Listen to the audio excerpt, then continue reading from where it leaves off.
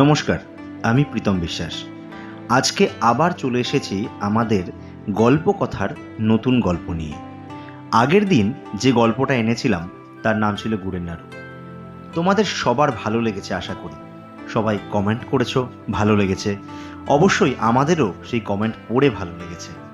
আজকে আবার একটা নতুন গল্প নিয়ে এসেছি। এই গল্প আমার নিজের লেখা। গল্পের নাম তন্ত্র সাধনা। হ্যাঁ, আজকের গল্পের নাম তন্ত্র সাধনা। একটি ভৌতিক গল্প। আজকের গল্প আশা করি তোমাদের সবার ভালো লাগবে। চলো শুরু করা যাক। তন্ত্র সাধনা।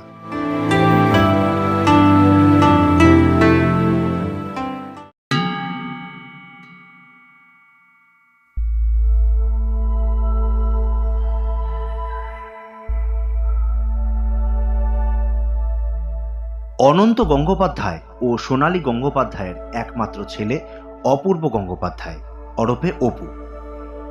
তারা থাকতেন মানিকতলার একটি পৈতৃক পুরনো বাড়িতে। অপু বাড়ির সবার খুব আদরের ছেলে। অপুর ঠাকুমা মণিমালা দেবীর চোখের মণি হলো অপু। ছেলেবেলা থেকেই ঠাকুমার কাছে দেশ বিদেশের নানা রকম গল্প শুনে অপুর বড্ড ইচ্ছে করত একা একা কোথাও ভ্রমণ করতে যেতে। অপু ছোটবেলাতেই ক্লাস 7-এ পড়তে তার বাবাকে একদিন বলেছিল, ও বাবা, বাবা, আমি না বড় হলে একবার একা একা ঘুরতে যাব, তোমাদের কাউকে নেব না। বেশি পাকা। একা একা ঘুরতে গিয়ে কি করবি? সেই তো একদিন কাটতে না কাটতে বিরক্ত হয়ে বাড়ি চলে আসবি। বিরক্ত তো আমি তখনই যখন আমি তোমাদের সাথে যাই। তোমাদের সাথে গেলে তোমরা বলো এখানে যাবি না, ওখানে যাবি না, এই করিস না, ওই করিস না। ওর থেকে একা যাওয়া অনেক ভালো। বেশি না বকে পড়তে বস। এখনো মাধ্যমিক উচ্চ মাধ্যমিকে গন্ডি পেরোসনি। এক্ষুনি ছেলে সোলো ট্রিপ। যত নষ্টে গোড়া হচ্ছে আমার মা। গাদা গাদা গল্প শোনাবে, ছেলে আমার অ্যাডভেঞ্চার করবে। কোথাকার কোন চাঁদের পাহাড়ে শঙ্কর এলো যেন। তাহলে তুমি উচ্চ মাধ্যমিকের পরে যেতে দেবে তো বলো? সে তখন দেখা যাবে। এখন যে অঙ্কগুলো দিয়েছি সেগুলো তাড়াতাড়ি শেষ কর। দূর, আমার অঙ্ক করতে একদম ভালো লাগে না। অপু এরপর একটি ডায়েরিতে তার উচ্চ মাধ্যমিকের বছর হিসাব করে লিখে রাখে, আমি উচ্চ মাধ্যমিকের পরে একা একা বেড়াতে যাব। এটা আমি বাবাকে বলেছি, বাবা বলেছে ঠিকছি। একটা ক্লাস 7-এ পড়া বাচ্চার মনের অদম্য ইচ্ছেটাকে সেদিন তার বাবা অতটাও গুরুত্ব দেননি। কেটে গেল অনেকগুলো বছর। অপু মাধ্যমিকের গণ্ডি পেরিয়ে ভয় পাওয়া সেই অঙ্ককে ত্যাগ করে কলা বিভাগের ছাত্র হয়ে আজ উচ্চ মাধ্যমিকের শেষ পরীক্ষা দিতে গিয়েছে। পরীক্ষা শেষ হবার পর অপু স্কুল থেকে বাড়ি ফেরে। কি বাবা, আজকে পরীক্ষা কেমন হলো? ভালোই হয়েছে, কিন্তু শেষের 10 নম্বরের একটা প্রশ্নের উত্তর শেষ করতে পারিনি। ও ঠিক আছে, বাকি উত্তরগুলো লিখেছিস তো? নাম্বার ঠিকই তুলে নিবি, সে ভরসা আছে তোর উপর। তাও কেমন যেন একটা লাগছে। ওসব ছাড়ো তো, যা হয়েছে হয়েছে, খেতে এসো। হ্যাঁ যাই। মা, চল, নাহলে তোর মা কিন্তু একাই সব খাবার খেয়ে নেবে। এরপর খেতে বসে হঠাৎ করে অপু বলল, মা জানো তো, আমি না ক্লাস 7-এ পড়তে বাবাকে একবার বলেছিলাম যে আমি উচ্চ মাধ্যমিক পরীক্ষা দেওয়ার পর একা একা কোথাও একটা বেড়াতে যাব, মানে যেখানে আর কেউ থাকবে না, শুধু আমি থাকবো, আর সাথে থাকবে পাহাড়, সমুদ্র, কত কি কি মজা হবে। বলিস কি? একা একা একা একা গিয়ে কি করবি? হ্যাঁ গো, ছেলে কি বলছে এসব? তোর এখনো সে ভূত মাথা থেকে যায়নি? বুঝলে সোনালি, ক্লাস 7-এ পড়তে আমাকে একবার বলেছিল উনি নাকি একা একা ঘুরতে যাবেন। তখন ধমক দিয়ে চুপ করিয়ে দিয়েছিলাম। এখন দেখি বিষয়টা এখনো মনে রেখে দিয়েছে। দেখো, তোমরা যদি আমাকে আটকে দিতে চাও তাহলে কিন্তু আমি বলে দিচ্ছি আমি পালিয়ে যাব, কিন্তু বেড়াতে আমি যাব, এইটুকু তোমরা ধরে রাখো। ঠিক আছে, আমরা একটা কাজ করি না, আমরা সবাই মিলে কোথাও একটা ঘুরতে যাই। তোর তো এমনিও পরীক্ষা হয়ে গেছে, তুই তো এখন ফ্রি। না না না, তোমাদের ওসবের মধ্যে আমি নেই, তোমাদের সাথে যাওয়ার মধ্যে আমি নেই। তোমাদের সাথে গেলেই খালি অপু তোর ঠান্ডা লেগে যাবে বলে একটা হুইমান টুপি আমার মাথার ওপর পরিয়ে দেবে, অপু তোর ঠান্ডা লাগছে বলে একটা মোটা জ্যাকেট আমার গায়ের ওপর পরিয়ে দেবে, অপু তুই খাদের ধারে যাস না, পড়ে যাবি, অপু এটা খাস না, ওটা করিস না, এটা ধরিস না, এইসবের মধ্যে আমি নেই। আর একা যাওয়ার মধ্যে যে কি মজা, উফ! কোনোভাবেই না। তোমাকে আমি একা একা কোথাও যেতে দিচ্ছি না। তুমি এতটা বড় হয়ে যাওনি যে একা একা যেখানে সেখানে ঘুরতে চলে যাবে। বেশি কথা না বলে চুপচাপ খেয়ে নাও। তুমি তো সেদিন বলেছিলে যে অপু তুই চুপ কর, তুই পড়ে নে, আর আজকে তুমি বলছো অপু তুই খেয়ে নে। আমি কবে বড় হবো বাবা? আমি কি একা একা কোনোদিন ঘুরতে যাব না? ঠিক আছে বাবা, যাক না, ছেলে তো বড় হয়েছে। তুমি চুপ করো মা। তুমি কত বছর বয়সে আমাকে বাইরে ছেড়েছিলে? তুই তো ছোটবেলায় নেড়া খাপা ছিলিস, বাড়ি চিনে ঠিক করে আসতেই পারতিস না, তাই তোকে ছাড়তাম না।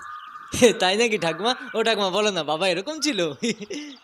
মা, তুমি আমার ছেলের সামনে আমাকে এরমভাবে প্রেস্টিজ ডাউন করছো? তুমি ওকে এইসব একদম বলবে না। তোমার জন্যই তো আজকে ওর এই অবস্থা হয়েছে। তুমি ওকে আদর দিয়ে দিয়ে কি হাল করেছো দেখো। আমি তো ভেবেছিলাম ও সব ভুলে গেছে। ও বাবা, সব মনে রেখেছে। আমি কিন্তু খাবো না বাবা। তোমরা যদি সত্যি সত্যি আমাকে আটকাতে চাও, আমি কিন্তু খাওয়া দাওয়া সব ছেড়ে দেবো। না না না না, দাঁড়া দাঁড়া, আমার একটা প্ল্যান আছে, বলবো? একা যাওয়া ছাড়া অন্য কোনো প্ল্যান থাকলে বলো। আমি কিন্তু ওকে একা কোথাও যেতে দেবো না। আরে বাবা, একা না, একা যাবে কেন? কিন্তু রূপালী মানে আমার বোনের বাড়ি, অনেকদিন যোগাযোগও করা হয় না, প্রায় 14 বছর হয়ে গেল। একটা কাজ করি, বরং রূপালীদের বাড়িতে পাঠিয়ে দিই। মাসির বাড়িতে? তাহলে আমার একা যাওয়াটা কি করে হলো? দূর চাতা। দাঁড়া বাবা, একাই তো যাবি, তোর থাকাটা নয় মাসির বাড়িতে হবে, কিন্তু ট্রেনে যাওয়া সে অভিজ্ঞতাটা তো তোর হবে, বল? দেখ, এতে যদি রাজি হোস তো যা, না হলে কিন্তু আর কোথাও ছাড়বো না কিন্তু। না, কথাটা তো তুমি ঠিকই বলেছো। মাসির বাড়িতে গেলে খাওয়া দাওয়ার অভাবটাও হবে না, আর আমি একা একা যেতেও পারবো। চলো, আমি রাজি। কিন্তু একা এত দূরে? আরে বাবা ঠিক আছে, চলো না, ছেলে বড় হয়েছে, একা একা একটু আধটু তো ছাড়তেই হবে। আমরা একটা কাজ করি, ওকে এখান থেকে ট্রেনে তুলে দেবো, আমি রূপালীকে একটা চিঠি পাঠিয়ে দিচ্ছি। চিঠি পাঠাবে মানে? ইমা ফোন করে দাও। চিঠি পাঠালে তো চিঠির উত্তর আস্তে আস্তে আমার স্কুলের রেজাল্ট বেরিয়ে যাবে। Phone number? ফোন নাম্বার কোথায় পাবো? কবে শেষ যোগাযোগ হয়েছে তুই বল? একটা টেলিফোন নাম্বার ছিল, তাও আমি হারিয়ে ফেলেছি। তাই বলে চিঠি পাঠাতে হবে কেন? একটা টেলিগ্রাম করে দাও না। ঠিক আছে, কালকে একটা টেলিগ্রাম করে দিচ্ছি। পরদিন অপুর মা টেলিগ্রাম করে দিলেন। টেলিগ্রামে লিখে দিলেন মাসির ছেলে বাবান যেন অপুকে স্টেশনে নিতে আসেন। হ্যাঁ, মাসির নাম রূপালী গোস্বামী আর তার স্বামীর নাম দীপক গোস্বামী। তাদের একমাত্র ছেলে বাবান। বাবান অপুর থেকে 3 বছরের বড়, গ্র্যাজুয়েশন 3rd ইয়ার। অপু দুদিনের মধ্যে তৎকালীন টিকিট কেটে ট্রেনে উঠে বসল। ট্রেনে করে যেতে থাকলো হাজারিবাগ। হাজারিবাগ স্টেশনে নেমে দেখলো চারিদিকে প্রচুর লোক। হঠাৎ করে সামনে থেকে একটি ছেলে তাকে ডেকে উঠল। এই যে, এদিকে এদিকে। আপনাকে তো ঠিক চিনতে পারলাম না। আরে তুই কি অপু? ঠোঁটের ওপরে তিল, মনে হচ্ছে তুই অপু। আরে আমি তোর দাদা ভাই, বুঝতে পারছিস না? ও দাদা ভাই, মানে তুমি বাবান দাদা? আরে হ্যাঁ, আমিই বাবান দাদা। আচ্ছা আচ্ছা, তোমাকে তো আমি চিনতেই পারিনি। তা চিনবো কি করে বলো তো দাদা ভাই? পুরো দাড়ি টাড়ি গজিয়ে তো অন্যরকম হয়ে গেছে। তাহলে আমি তো কি করে চিনলাম বল? তোর এই ঠোঁটের ওপরে তিল দেখে আমি ঠিক চিনতে পেরেছি। এটা তো তোর বিউটি স্পট, ছোটবেলা থেকে রয়েছে। চল চল চল, মা অপেক্ষা করছে। এরপর অপু আর বাবান বাড়ির দিকে রওনা দিল। বাড়ি পৌঁছানোর পর মাসি দৌড়ে দৌড়ে এলো। বাবা, কত বড় হয়ে গেছিস রে! হ্যাঁ রে বাবা, তুই ওকে চিনলি কি করে?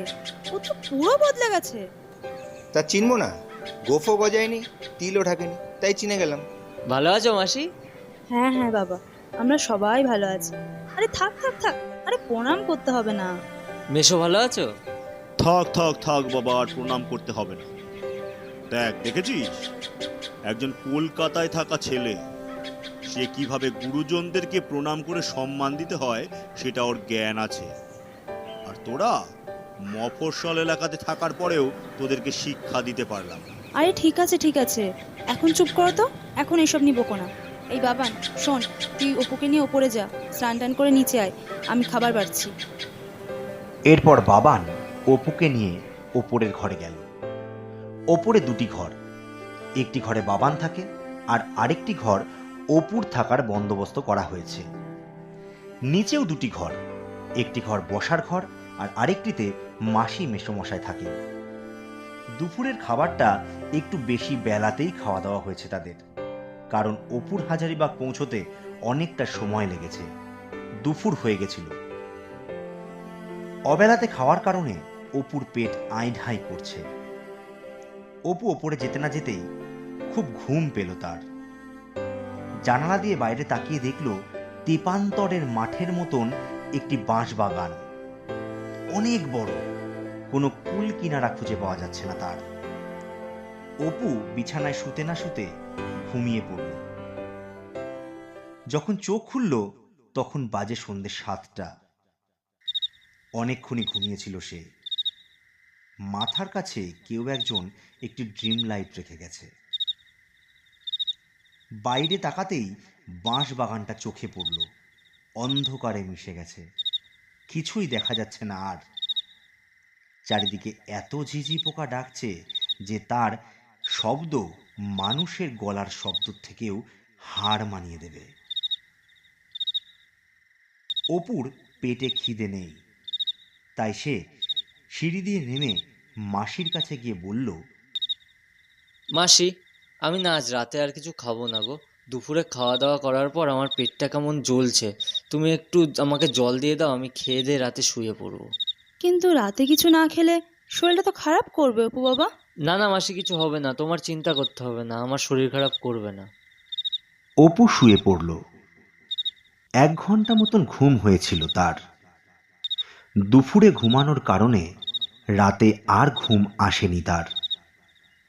বাইরের দিকে তাকিয়ে দেখল অন্ধকার আরো গাঢ় হয়েছে।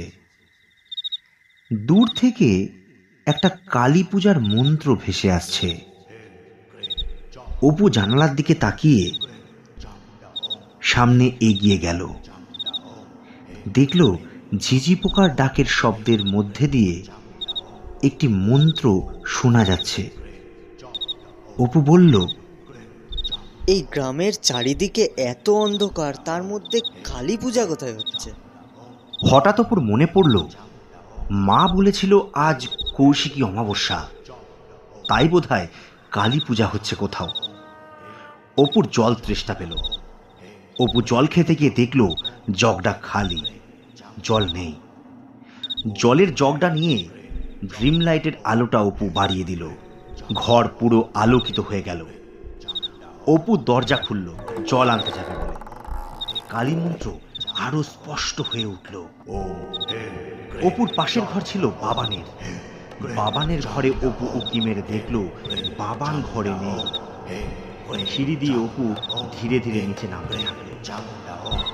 মন্ত্র আরো স্পষ্ট হয়ে উঠল।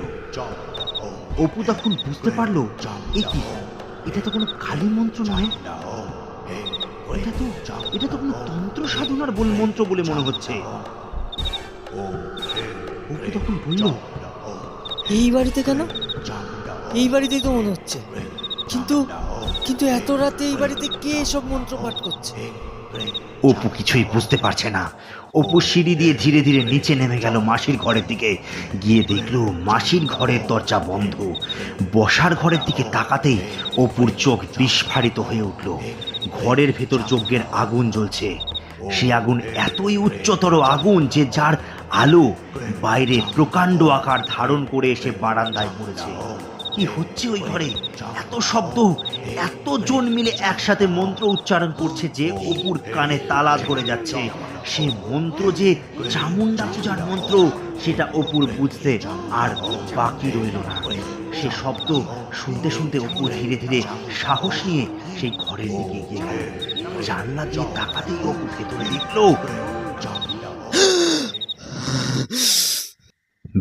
অপু দেখল অনেক উচ্চ আগুন জ্বলছে। একটা যজ্ঞ হচ্ছে। একটা তান্ত্রিক বসে আছে সামনে, তার মুখ স্পষ্ট নয়। সামনে বসে আছে তার মাসি আর তার মেসো আর দাদা ভাই।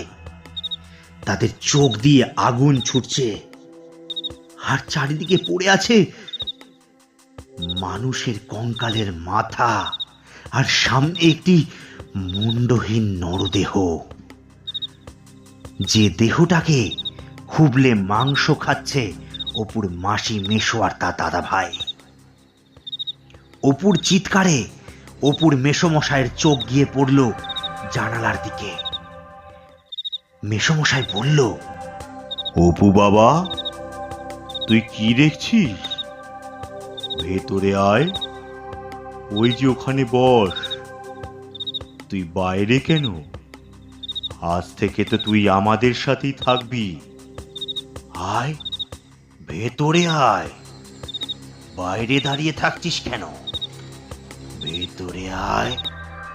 না না, আমি তোমাদের সাথে থাকবো না। তোমরা কারা? তোমরা তো আমার মাসি মেশু কেউ নয়, দাদা ভাইও তো নয়।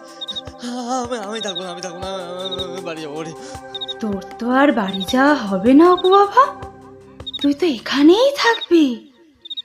আয় আয়, ভেতরে আয়। ওই দেখ, একটা নরদেহ পড়ে আছে। মাংস খুবলে খা, ওর থেকে খা খা, মাংস খুবলে খা। অট্ট হাসিতে ফেটে পড়ল চারিদিক। সে যে কোনো মানুষের হাসি নয়, সেটা অপুর বুঝতে আর সময় লাগলো না। আর সে যে তার মাসি নয়, সে দাদা ভাই নয়, সে যে তার মেশো নয়, সেটাও অপু এতক্ষণে বুঝে গেছে। আর চারিদিক থেকে এত হাসি, চারিদিকে প্রেতকে দেখতে পাচ্ছে সে। আর চারিদিক থেকে বাদুর আর চামচিকির শব্দ ছেয়ে গেল, আর অপুর কানে তালা ধরে যেতে থাকলো। অপু এরপর হঠাৎ করে অজ্ঞান হয়ে গেল। পরদিন সকালে হঠাৎ অপুর মুখের ওপর একটা জলের ঝাপটা এসে পড়ল। অপু তাকিয়ে দেখল একজন অচেনা ভদ্রলোক অপুর মুখের দিকে তাকিয়ে রয়েছে। তিনি অপুকে জিজ্ঞাসা করলেন, এই এই বেটা, তুই এখানে কি করতে আনছিস? কি হয়েছে তোর? আরে আরে, এটা তো আমার মাসির বাড়ি। আমি তো এখানে বেড়াতে এসেছিলাম। এটা তোর মাসির বাড়ি? ভালো করে তাকাই দেখ কি না চারিদিকে। অপু চারিদিকে তাকিয়ে অবাক হয়ে গেল। এ বাড়িতে যে কোনো মানুষের বসবাস নেই, অপু সেটা বুঝতে পারল। বটগাছ বেরিয়ে গেছে দেওয়াল দিয়ে, দেওয়ালে শ্যাওলা পড়ে গেছে, ছাদ ভেঙে পড়েছে নিচের ঘরে।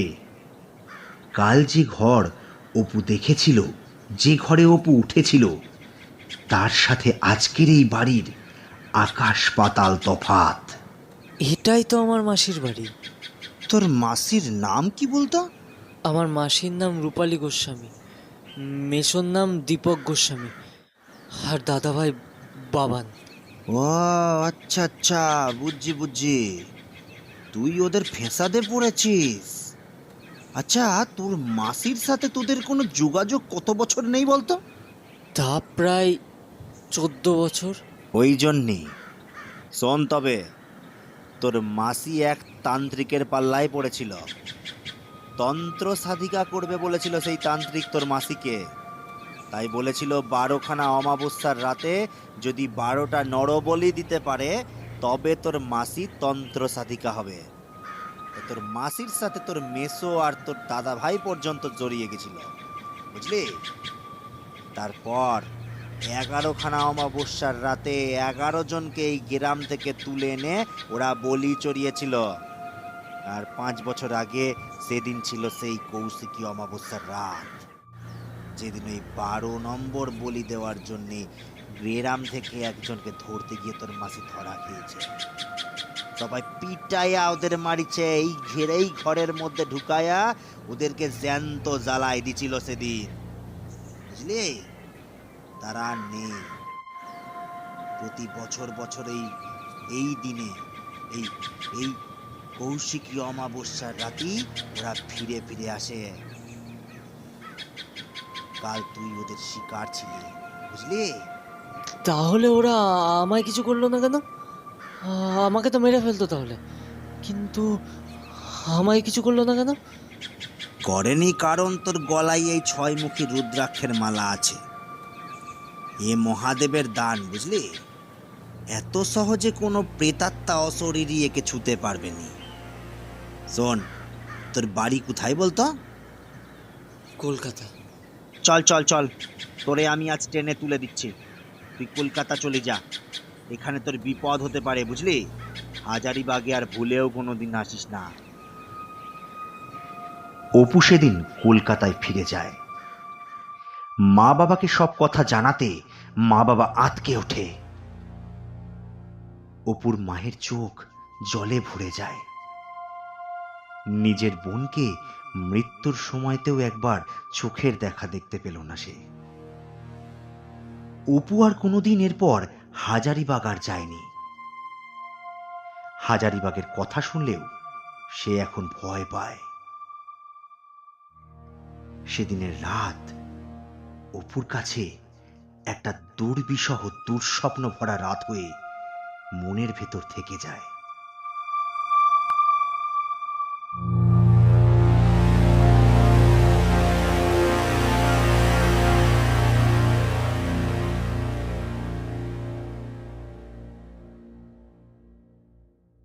তোমরা এতক্ষণ ধরে শুনলে আমাদের আজকের গল্প তন্ত্র সাধনা। আশা করি সবার খুব ভালো লেগেছে। লাইক, কমেন্ট আর শেয়ার করতে কিন্তু একদম ভুলো না। আর বন্ধু বান্ধবকে কিন্তু অবশ্যই শেয়ার করে দিও। আবার আমরা নতুন একটা গল্প নিয়ে হাজির হব খুব তাড়াতাড়ি। চলো আজকের মতন টাটা, আবার দেখা হবে অন্যদিন।